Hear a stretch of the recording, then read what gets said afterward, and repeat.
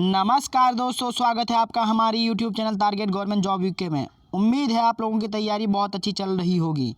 दोस्तों, आज मैं लेकर आया हूं आपके लिए उत्तराखंड इतिहास की एक और महत्वपूर्ण रिवीजन क्लास, जिसमें हम टिहरी रियासत को पढ़ेंगे और यह इसका दूसरा पार्ट है। दोस्तों, आगामी यूकेपीएससी पुलिस कांस्टेबल, पटवारी, लेखपाल, फॉरेस्ट गार्ड, कनिष्ठ सहायक आदि परीक्षाओं हेतु यह रिवीजन क्लास बहुत महत्वपूर्ण हो जाएगी।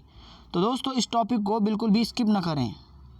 दोस्तों, पिछले पार्ट में हमने सुदर्शन शाह के समय की महत्वपूर्ण घटनाओं के बारे में जाना था और इस वीडियो में हम भवानी शाह व प्रताप शाह के समय की महत्वपूर्ण घटनाओं के बारे में जानेंगे। तो चलिए दोस्तों, बिना देरी किए हुए शुरू करते हैं।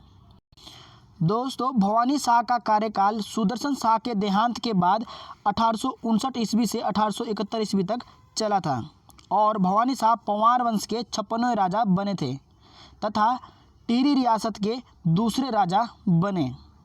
और दोस्तों, उस समय टिहरी रियासत में उत्तराधिकारी को लेकर सुदर्शन शाह के पुत्र भवानी शाह और शेरशाह में आपसी मतभेद हो गया था और रानी खनेटी भी भवानी शाह से रुष्ट रहती थी, क्योंकि वह अपने पुत्र शेरशाह को राजा बनाना चाहती थी। और वहीं दोस्तों, रानी खनेटी और शेरशाह ने षड्यंत्र करके भवानी शाह की जगह शेरशाह को राज सिंहासन पर बैठा दिया था और उनके षड्यंत्रों की जानकारी मियाँ प्रेम सिंह की गुलदस्त त्वारिख को टिहरी गढ़वाल में मिलता है।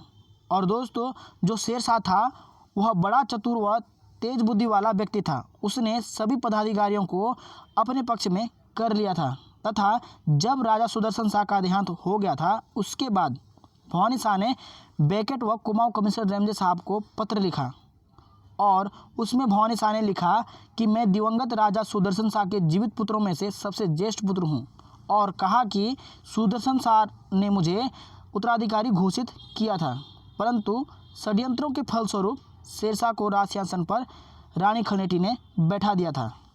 और दोस्तों, पत्र प्राप्त होने के बाद खुद कमिश्नर रेमजे साहब टिहरी आकर 6 सितंबर 1859 ईस्वी को सनद द्वारा भवानी शाह को राज्यभार सौंप देते हैं। और दोस्तों, सनद एक प्रकार का दस्तावेज तैयार किया जाता था जिसके अनुसार नियम और शर्तें तय की जाती थी। गुलदस्त त्वारिख को टिहरी गढ़वाल पुस्तक मियाँ प्रेम सिंह ने लिखी थी। दोस्तों, अभी मैंने कहा कि शेरशाह व रानी खनेटी के द्वारा किए गए षड्यंत्रों की जानकारी इस पुस्तक से मिलती है और इस पुस्तक में टिहरी गढ़वाल का इतिहास मिलता है। तो दोस्तों, इसी क्रम में भवानी शाह का राज्याभिषेक 25 अक्टूबर 1859 ईस्वी को ब्रिटिश सरकार के हस्तक्षेप एवं सानिध्य में हुआ था। तो दोस्तों, यहाँ से एक इम्पोर्टेंट क्वेश्चन यह बन जाता है कि किस पंवार राजा का राज्याभिषेक ब्रिटिश सरकार के हस्तक्षेप व सानिध्य में हुआ था। तो इसका सही जवाब हो जाएगा भवानी शाह का राज्याभिषेक ब्रिटिश सरकार के हस्तक्षेप व सानिध्य में हुआ था। और अगर प्रश्न ऐसा पूछा जाता है कि किस पंवार राजा का राज्याभिषेक हड़प नीति के फलस्वरूप हुआ था, तो दोस्तों इसका सही जवाब हो जाएगा सुदर्शन शाह का राज्याभिषेक हड़प नीति के फलस्वरूप हुआ था। तो दोस्तों, बिल्कुल भी कंफ्यूज मत होना।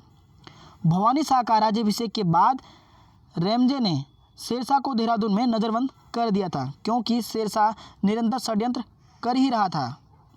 और दोस्तों, 1851 में सकलाना के मुआफीदार अपने कर्मचारियों के साथ जब अठूरवासियों से तिहाड़ वसूलने लगे तो अठूरवासियों ने विद्रोह कर दिया था।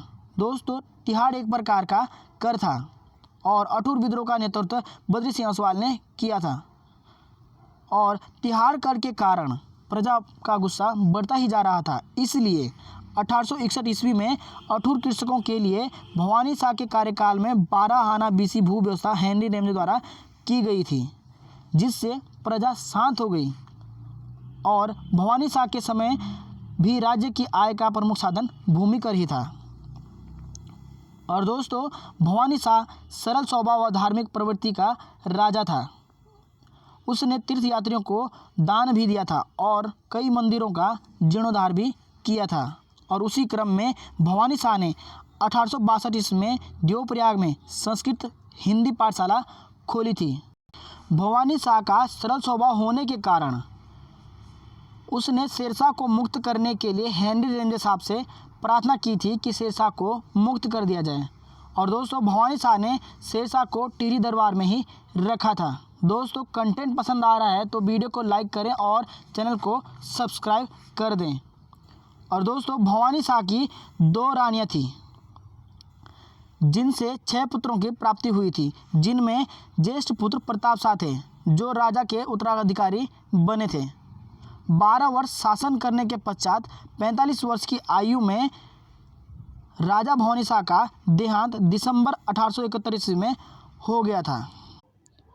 दोस्तों अब हम प्रताप शाह के समय की महत्वपूर्ण घटनाओं के बारे में जान लेते हैं। भवानी शाह के पश्चात युवराज प्रताप शाह टिहरी रियासत का राजा बना था।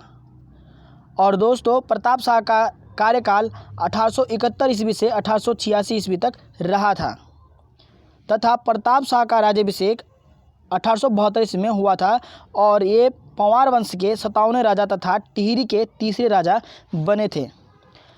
दोस्तों 1873 ईस्वी में प्रताप शाह द्वारा जूला पैमाइश भूमि व्यवस्था की गई थी और दोस्तों इन्होंने राजस्व बढ़ाने के लिए राज्य को 22 भागों में बांट दिया था और सभी में एक एक कारदार की नियुक्ति की जो राजस्व को संग्रहित करें और ये कारदार पटवारियों के समान होते थे और इनकी नियुक्ति राजा द्वारा 1 वर्ष के लिए की जाती थी। और वहीं दोस्तों प्रताप शाह द्वारा 1877 ईस्वी में अपने नाम से प्रताप नगर की स्थापना की गई थी।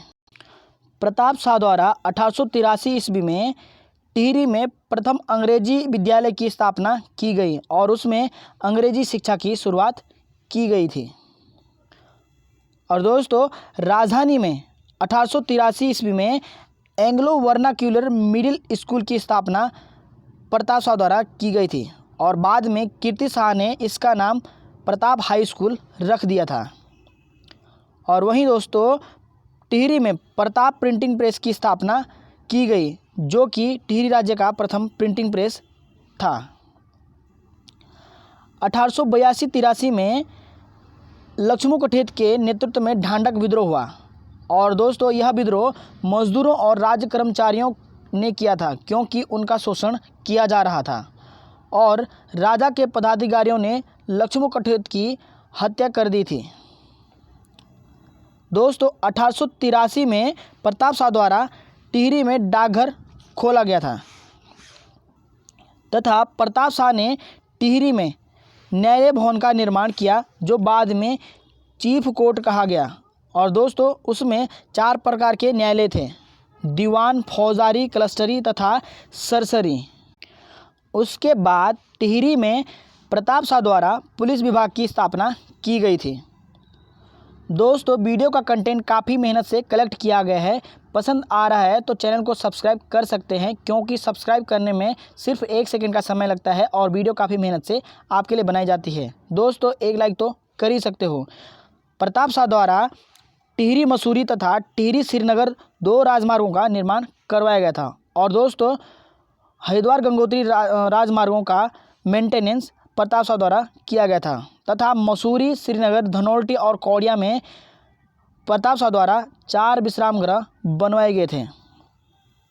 और दोस्तों प्रताप शाह के समय टिहरी में वन विभाग की स्थापना 1885 ईस्वी में हुई थी और 1885 ईस्वी में महारानी गोलेरिया के कहने पर टिहरी राज्य में प्रचलित खेण जिसे बेगार कहते हैं और पाला जिसे दरबार में दूध, दही, घी पहुंचाना तथा विसा अन्न रूप में कर भंडार में पहुंचाना नामक कुप्रथाओं को समाप्त किया था।